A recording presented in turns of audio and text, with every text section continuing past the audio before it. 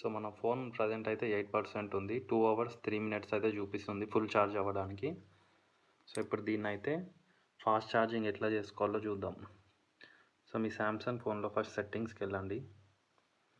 So next battery అని type చేయండి.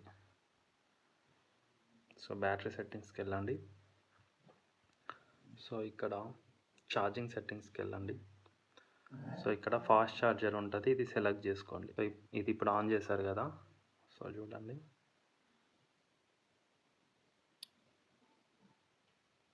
So చూసారు ఇందాక 2 అవర్స్ ఉంది, ఇప్పుడు 1 అవర్.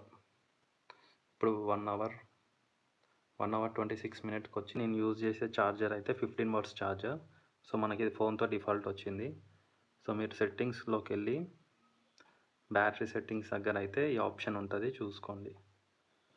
సో మరిన్ని ఇలాంటి ట్రిక్స్ కోసం ఫాలో అవ్వండి టెక్ టూల్స్ తెలుగు. సో ఇది సామ్సంగ్ ఫోన్లో ఉంది చూడండి, ఫాస్ట్ ఛార్జింగ్ ఆప్షన్.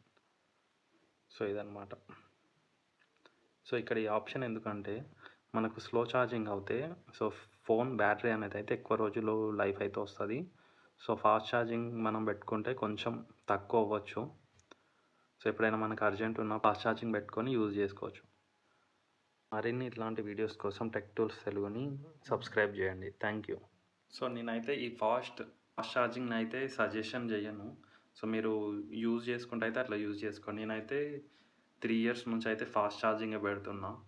సో మీరు యూజ్ చేయమన్నట్లే ఎప్పుడైనా మీకు ఎమర్జెన్సీ టైంలో ఫాస్ట్ ఛార్జ్ అవ్వాలంటే ఈ ఆప్షన్ అయితే సెలెక్ట్ చేసుకోండి. Thank you. మరిన్ని ఇట్లాంటి వీడియోస్ కోసం టెక్ టూల్స్ తెలుగుని సబ్స్క్రైబ్ చేయండి. Thank you.